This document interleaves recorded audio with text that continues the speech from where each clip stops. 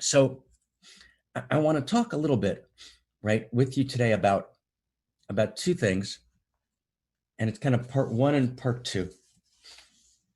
And I want to talk about how we have to celebrate our heroes that have gotten lost, right, and critique our heroes that need critiquing.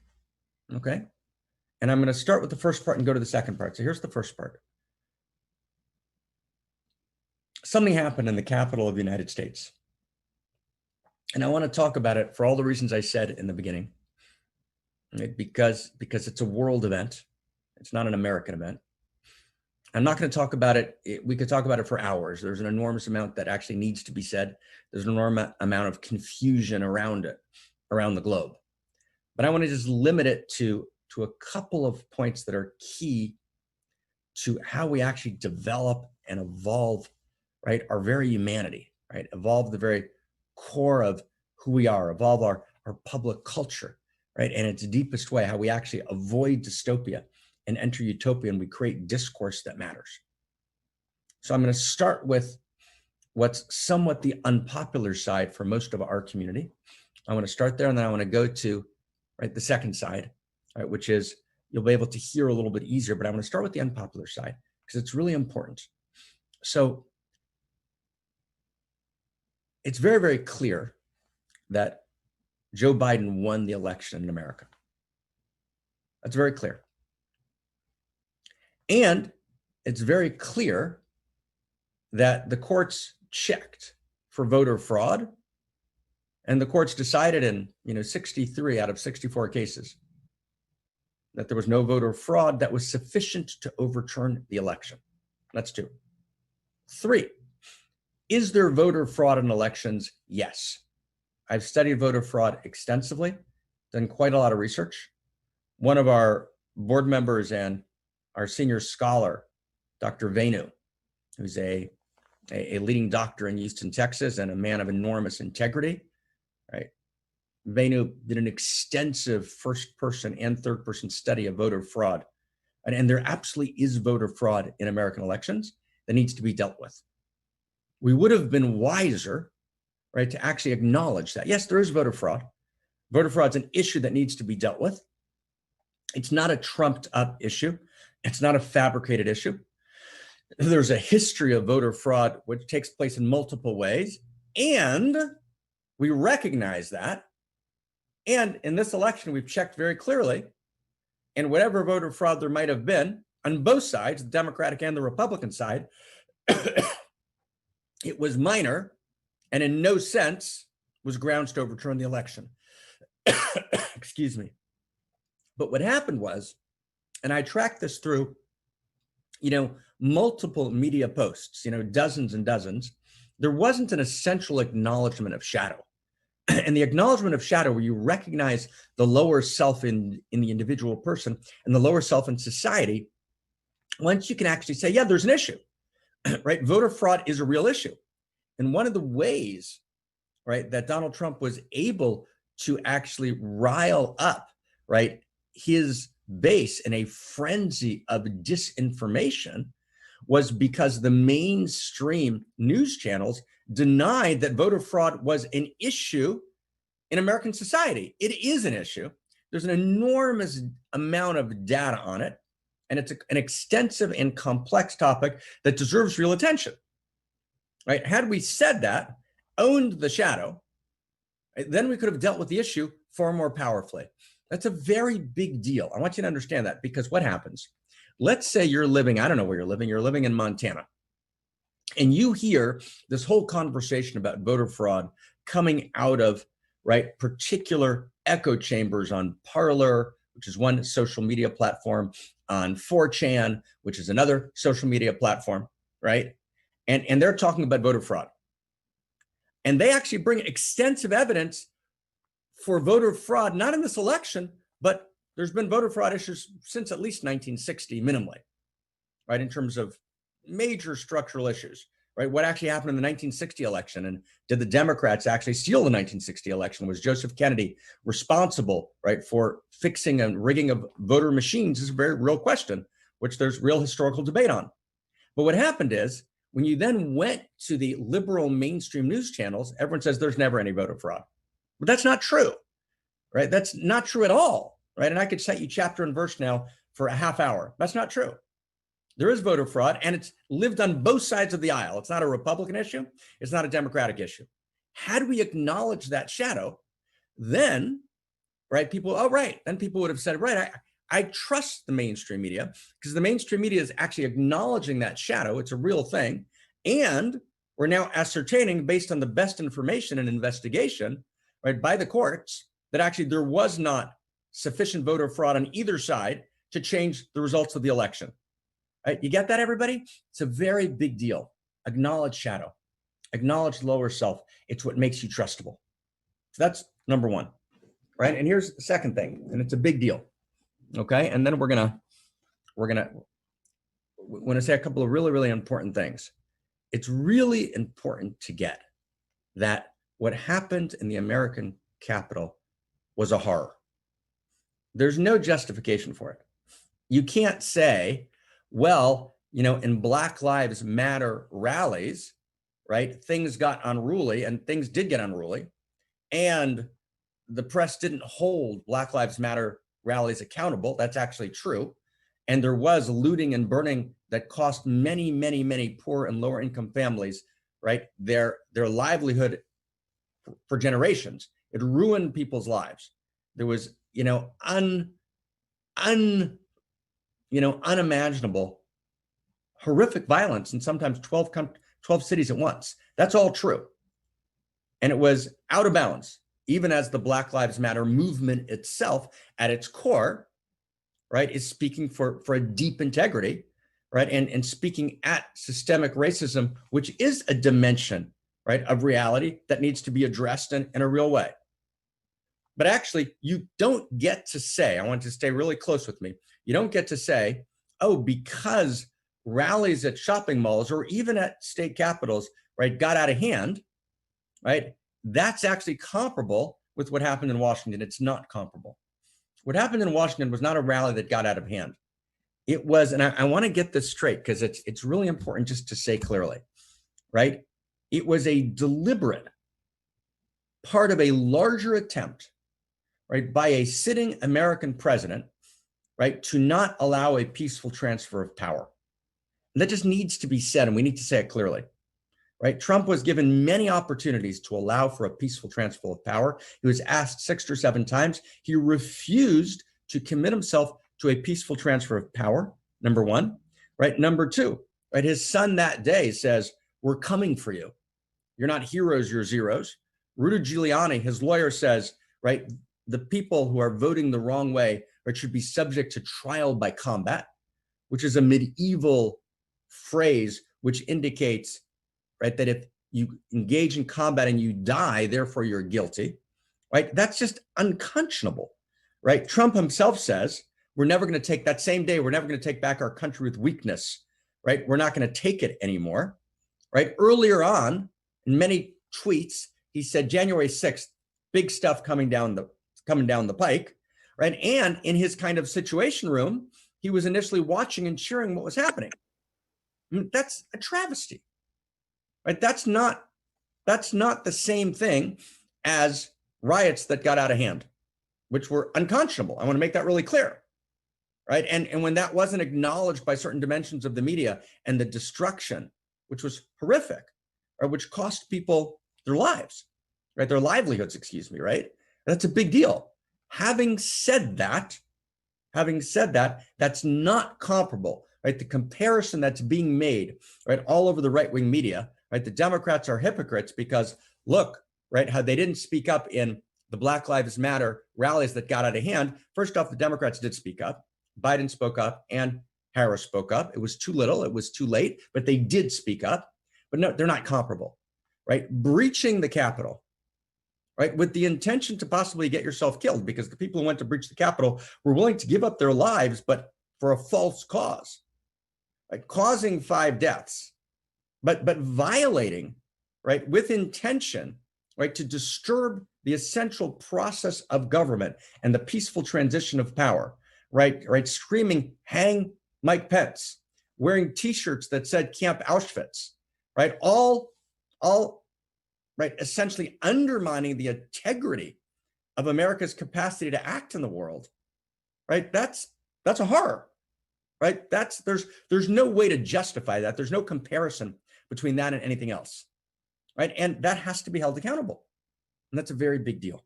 So I want to just kind of say that, right, as clearly as we can, right? 5 people died that day, right? It's like, wow. Okay, so that's 2. Okay, 3. Okay, 3. We together? We okay? Everyone here? Just give me a check. And everyone doing okay? We tracking? Okay. Okay, so 3. And it's 3 and 4. And 4 is the big one, but I want to get to 3 and 4. Here's 3. It's simply not true. And I want to offer something really important about how we critique our heroes and how we celebrate our heroes. And this is the essence of what, with your permission, I want to share with you today, because it's an enormously critical message in building our public culture, in actually creating the new human and the new humanity. One of the things I love about the sacred text, which is called Torah, the biblical text, is that it critiques its own heroes. It's unbelievably important to critique our own heroes. The left has to critique its heroes, let's say in the United States, but it can be in France, and it could be in Holland, right? And it could be in China. It doesn't matter where it is. We have to have the ability to both to celebrate the victories, to celebrate even the partial victories, to celebrate our heroes, which we're going to do today, right? And to critique our heroes. And if you're, just check in yourself. If you're, let's say you're a diehard liberal, and you think that everything that Joe Biden and Michelle Obama and Barack Obama and Kamala Harris says is right, and you won't critique them when they're dead on wrong, right? Then you've become a puppet. You've lost your inwardness. And if you're a Republican, and I don't want to compare it to Trump because Trump is sui generis, but if you're a Republican, you're not willing to critique George Bush or Ronald Reagan, right? Or any of your other Republican heroes or the Republican Party, but you're always critiquing the other side, then you've lost your interiority. You've lost your capacity for discernment. You've lost your freedom. You've become a parrot. You've lost something essential in your humanity. Okay? So although I voted for Joe Biden and thought that Donald Trump needed to be out of office, I want to just say that one of the things we've got to be very careful about, and Barack Obama has been guilty of this, right, in this particular cycle, as has Michelle Obama, as has Kamala Harris, as has Joe Biden. Joe Biden was the most egregious, right? He said, no one's going to tell me that if those protesters in Washington had been Black Lives Matter, they wouldn't have been treated differently. What that meant was that actually it was a racial issue, right? The reason, right, that they were able to take over the Capitol is because they were white, right? And therefore they didn't meet real resistance, right? So if there's evidence for that, we should put it forth. But based on all the evidence that's in the public square today, that's actually not the case. There was actually a Black police officer who was clearly fearful for his life, right? There was a white woman who was shot at point blank range, right? One of the insurgents, right? And she needed to be shot, right? Tragically, right? You were trying to breach the Capitol, and they were screaming to hang Pence and to hurt Nancy Pelosi, right? It was the job of the Capitol Police clearly to stop the crowd. And the Capitol Police was clearly overwhelmed. And clearly, unless there's other evidence to the contrary, which hasn't been put forth, they were clearly unprepared, right? And fearful for their lives and didn't know how to handle the situation. And there's an enormous amount of material that indicates that's true. And the Capitol Police did the best job that we can.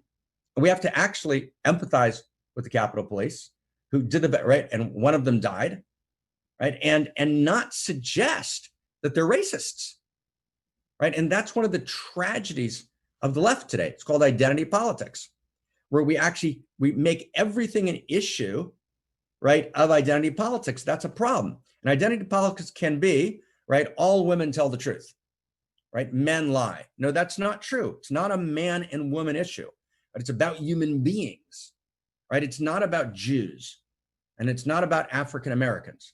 Although there are Jewish issues, there are African American issues, right? There are issues which are feminist issues and masculine issues. Of course there are.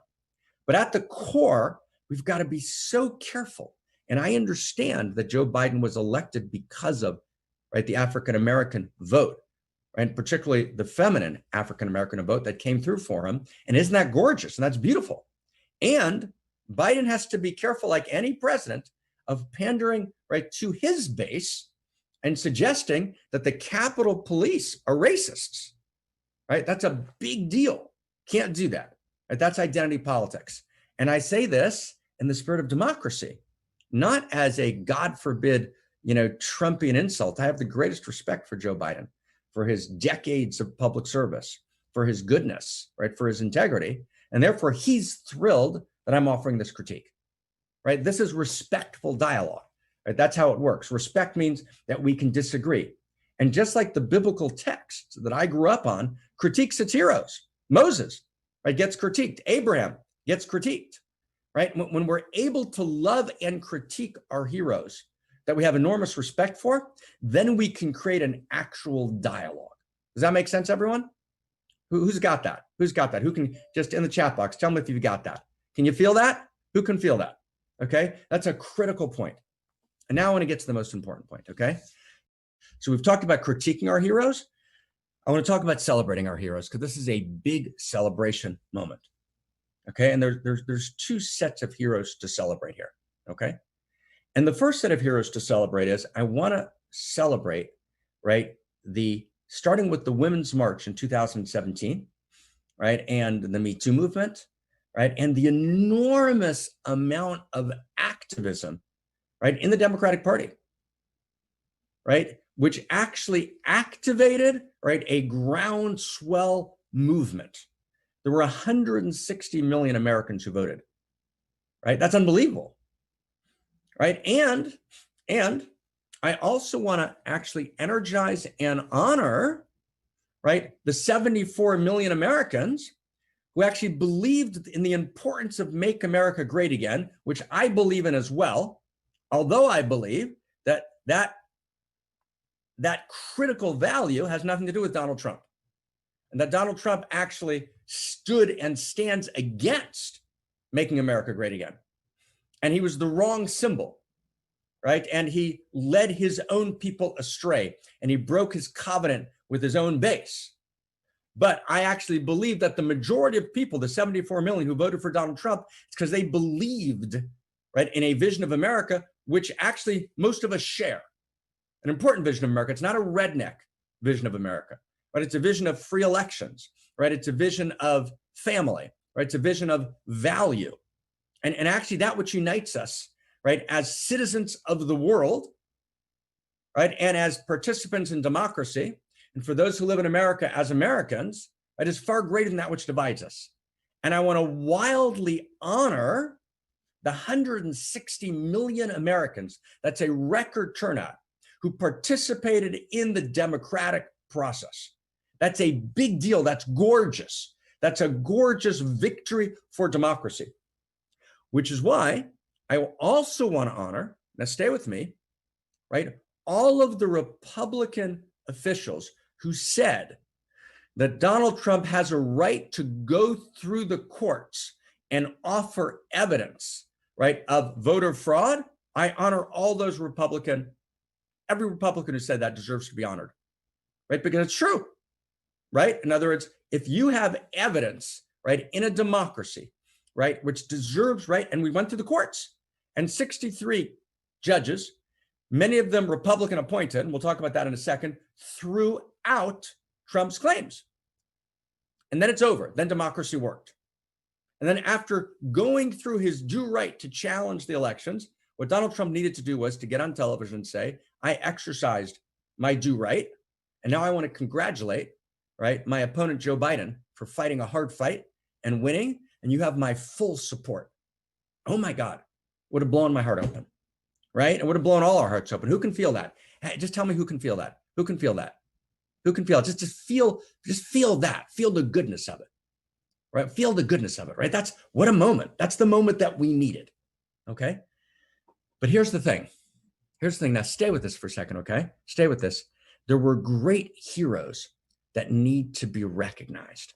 And these heroes are really important. And I want to share with you a couple of these heroes. because the reason, so for example, and these are, and I was talking, Christine and I were talking about this yesterday and we were crying.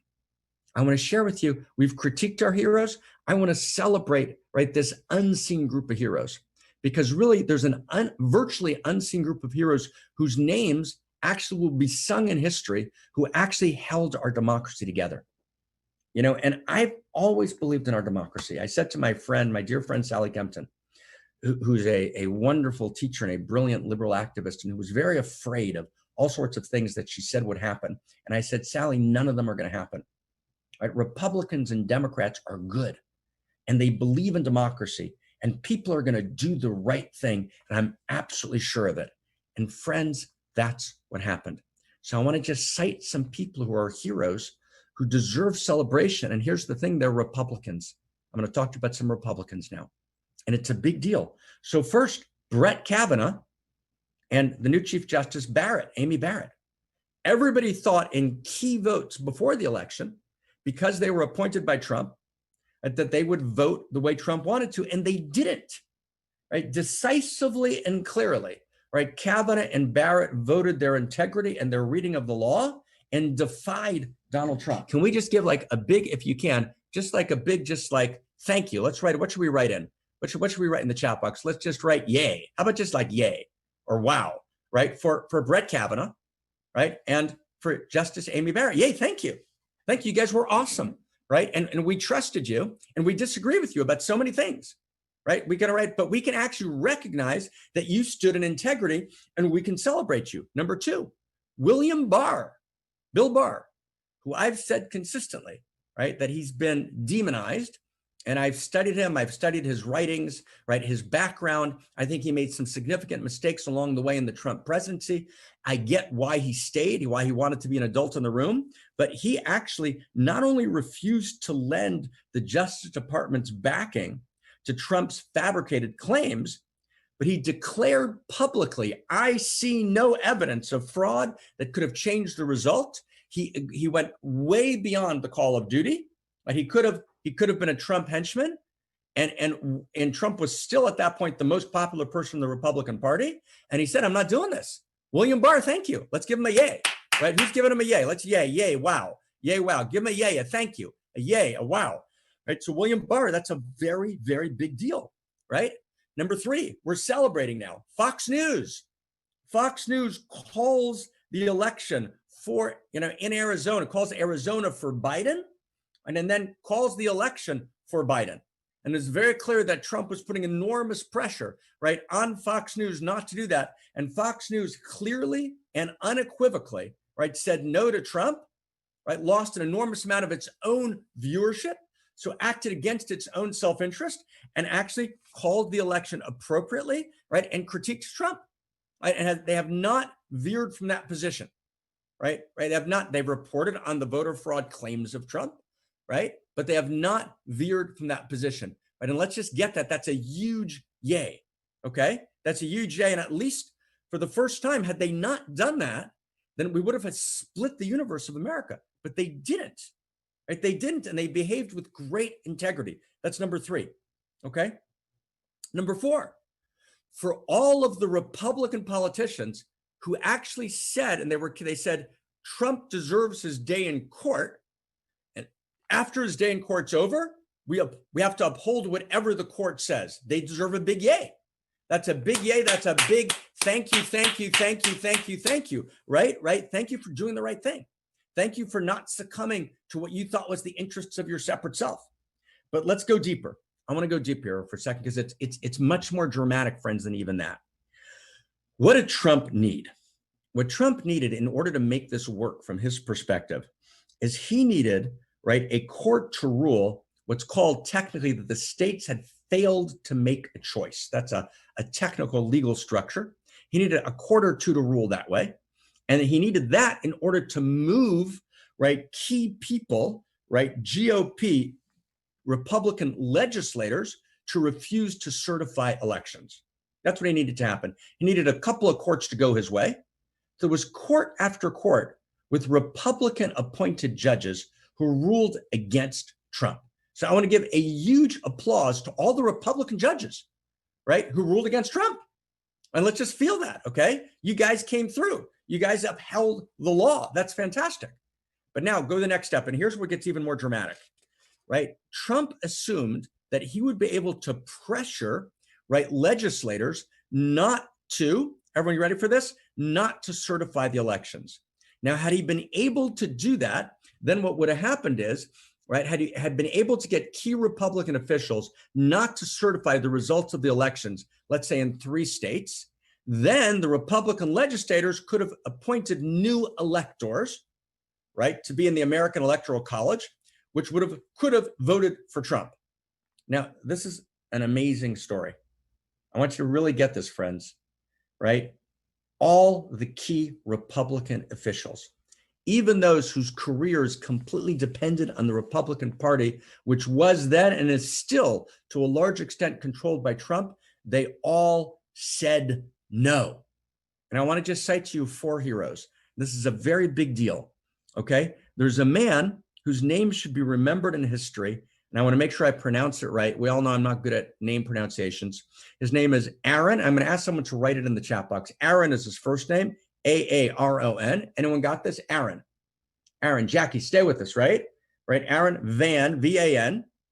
Second name, L-A-N-G, E-V-E-L-D-E. Langeveld. L-A-N-G-E-V-E-L-D-E. Langeveld. Right? Aaron Van Langeveld. So who is he? So Aaron Van Langeveld is the man who was needed by Trump to refuse to certify the results of the election in Michigan. There were 2 people that Trump needed for certification, 2 Republicans. One had already agreed not to certify, and Trump put enormous pressure through, and you can't even imagine the pressure on this man. You can't even imagine the pressure, and he's Dutch, looks like, right? And I want to just read you a description of him, okay? Is that okay, everyone? Right? The man in the rimless glasses and a paisley tie who clutched a pen as if in self-defense. Van Langeveld, a boyish-looking 40-year-old, held a part-time position in Michigan's election bureaucracy. By great misfortune, he had attracted the attention of Donald Trump, who was 3 weeks into a desperate struggle to erase his defeat at the ballot box. Trump wanted him and put inordinate pressure on him through so many means to block the certification, right, of Michigan's presidential vote. The monstrous pressure that descended upon Van Langeveld is not easy to convey. He was one of 2 Republicans on the 4-person board of state canvassers. Trump needed them both to sabotage the certification, and one of them had already signed on to the Trump team. State and national party leaders are broadcasting lies about enough fraud to overturn the election all over. The president himself and a parade of the leading figures in the country on the Republican side sent messages to Van Langeveld that he must follow along or bear the consequences. He ducked their calls. He didn't take their calls. He goes off the grid. The observers, everyone thought, right, he would resign. He didn't resign, right? All 83 county authorities reported in Michigan. Michigan's made up of counties, subsectors. All 83 counties reported valid election results, meaning there was not fraud to overturn anything, right? He's asked, the entire country's looking. He's been subject to enormous pressure, right? He's asked, are you certifying these results, right? Van Langeveld leans forward, holds the mic, and he says calmly, he says, the board's duty is very clear. We have a duty to certify this election based on the returns. And he goes on and he says, I've had a pretty good chance to look at the law these last few days, as you can imagine. I've found nothing that gives us the authority to review complaints of fraud. Right? He said, we have no authority to do that. Right? I'm not going to actually be a pawn. And he came through. Oh my God. Does everyone get that? Does everyone get that? That's a big deal. That's a big deal. He came through. But not only did he came through, okay, I just want to just kind of keep going, right? Emily Murphy, right, who's the head of the General Services Administration, right, who was pressured by Trump not to release funds. So once Van Langeveld came through, she issues a statement that she had ascertained that Joe Biden was the successful candidate and that the certification of election results have now happened, and she's releasing the funds against Trump's wishes, right, to allow the transition to take place. Emily Murphy, right? Aaron Van Langeveld. Let's give you guys a huge applause. And it was acts of virtue like this. Let's keep going. In Georgia, the Republican Secretary of State, Brad Raffensperger, total Republican, right, had supported Trump, right? He made a decision. He was ferociously assaulted by Trump. He was insulted, mocked in public. He was threatened. Everything dear to him was threatened. And he demanded that I'm going to get his name right, Raffensperger, right? Brad Raffensperger, right? Trump demanded that he actually recalculate the result, and Brad Raffensperger utterly refused. And then Brian Kemp, right? Brian Kemp was a major Trump supporter, who's the governor of the state, Republican, who will probably lose his reelection because of this, supported his Secretary of State. Even though Trump said that if you do that, I'm going to do everything I can to bring you down. And in Georgia, could well be that Trump could do that. So both, right, Brad Raffensperger, right, and Brian Kemp, right, went against their self-interest in order to support the doing of the right thing. And I got to tell you, friends, here's the last one. I know you're not going to like this one, but I'm going to tell you anyways. Even Mike Pence, who there's reason to criticize for sure over the last 4 years, but at the moment of decision, when Trump demanded that he use unilateral power, right, to strike down the state election results, he refused. And that's why there were the shouts of hang Pence, right, at the Capitol. Right? This is a big deal, friends. This is a very, very big deal. And I want to get this straight. These are heroes, friends. Right? These are heroes. Okay? These are heroes. Stay with us. Stay with us. Stay in here for a second, friends. Stay in here for a second. Okay? Okay? This is a big deal. Right? This is a big deal. Right? We can always explain why. So why were they heroes? And I want to go the last step here. And the last step here matters enormously. Why were they heroes? And why were there so many other Republicans, right, who actually signed on, for example, right, to 18 Republican state attorney generals who signed a symbolic letter, and 2/3 of the Republican caucus, right, in the House of Representatives signed a letter, right, challenging the election results? Why did those people do one thing and these people did another thing? And I think there's two reasons, and I think we need to understand both of them. Okay, let's stay close with this, friends. Let's stay close with this. One is character. Character matters.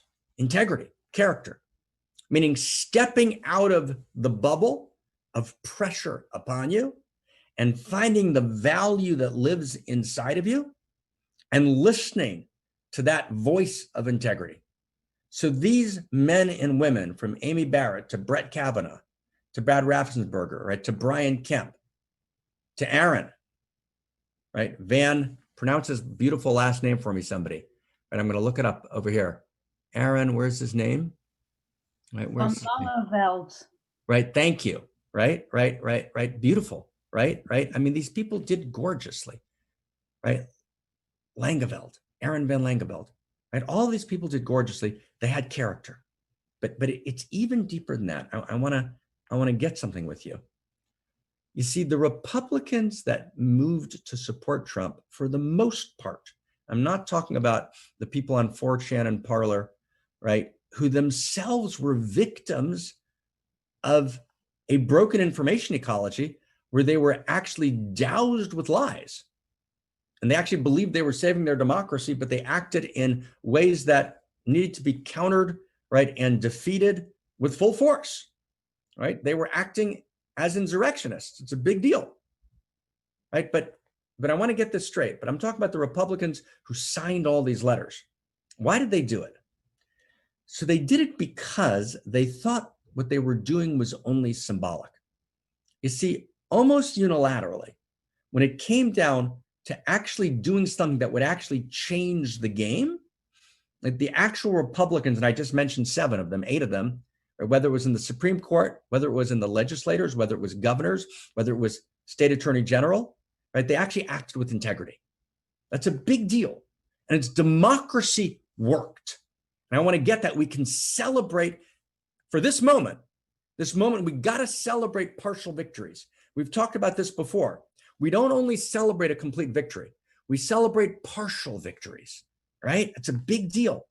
Remember, we talked about the story of Hanukkah, which is one particular holiday in the Hebrew wisdom calendar. Hanukkah was a partial victory, but we celebrate partial victories. This was a huge and gorgeous partial victory for democracy.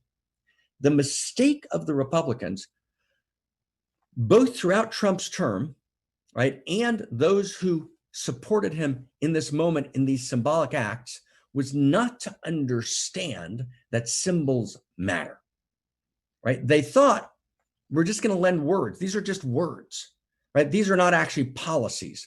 And I can't tell you the amount of Republicans that I respect who told me we're backing Trump because his policies in these particular sets of areas matter, even though his words are terrible and I'm completely embarrassed by him. That's a mistake. We forgot that words express our interiority, right? Words express the feeling tone of cosmos, right? When a president makes fun of handicapped people, right? And that's not just words. That's a violation of the integrity of the cosmos. It's not okay, right? And people like my friend, Dennis Prager, who I've known for many years, I haven't talked to him in a long time, who supported Trump throughout. And Dennis said, he said to me at his home one night, right, 15 years ago, and he said countless times, he said, the reason I support Trump is because we don't judge a president on character. We judge a president on their policy, right? That might have been partially true up to Trump. It was no longer true. Trump broke that rule because in him, character became policy, right? A child in America couldn't grow up, right, with a sense of a model for what it means to be a human being, right, which shattered American youth, right? And America couldn't stand, right, in the world because, right, it didn't have, right, the integrity and moral authority it needed to stand. And you lose moral authority when a president, right, makes fun of handicapped people. When a president says publicly says, right, I'm a good businessman, so therefore, right, I don't pay my contractors because I can get away with not paying them and I save money on contracts. Trump said that in the second debate against Hillary Clinton. Oh my God. And the second he said that, I was done. I was sitting at Terry Nelson's house. You remember Terry? I said, oh my God, that's not okay. Interiority matters. Character matters. Values matter. Policy has to be put aside. And we got to understand that that which unites us is so much greater than that which divides us. And that actually we're part of a world-centric movement towards the good, the true, and the beautiful. And it's not about Democrat and Republican. We want a strong Republican Party that stands for the true values of the Republican Party. And the huge test today is for the Republican base, right, to actually shift and take the party back. And that's utterly essential. We want a Republican Party. We want a Libertarian Party. We want a Green Party. We want a Democratic Party. We want a pluralistic democracy that functions in an exciting and potent and powerful way. We want to be able to celebrate heroes and critique our heroes. Democracy is the most important institution. It took, oh my God, right? Once we got to that point of evolution, it took 10,000 years to get to democracy. Democracy itself is a momentous leap of evolution. We have to protect it. And democracy means 2 things. And with this, we'll finish. It means, number 1, we don't do identity politics. Democracy means that every human being has individual rights, and our rights are not based on being Black or Jewish or a man or a woman. They're based on the individual facts in a particular case. We judge each person based on their humanity. And in that sense, identity politics is a regression, right, to a pre-democracy era, right, in which people are judged not by the content of their character, but by the color of their skin or by their gender anatomy. That's critical. We got to stand against that. And we have to stand against anyone who would allow ostensible policy, as important as it is, right, to actually suffer right? A violation of integrity and decency in the public square every single day, which poisoned, right, the very fabric, right, of American democracy for 4 years. And the people that supported Trump, right, ultimately, after he crossed all those lines, not okay, right? Not okay, friends. Not okay. We got to draw the line there. And we have to celebrate our heroes. We have to celebrate, right, the incredible integrity and goodness, right, where people did what they should have done. And the reason we have to celebrate and we can't let it go, everyone thought that wouldn't happen. All of my dear friends, right, who are staunch Democrats were sure that this wasn't going to happen. And they listed, right, and the mainstream media listed a whole set of things that would happen. None of them happened. Democracy stood because people stood in their virtue, in their goodness, and in their integrity. Let's trust each other again. Let's trust each other again. Let's reach our hands around the world across party lines, and let's trust good people to stand. And we can trust good people to stand if we actually stand for those virtues and we make them real every day, all the time.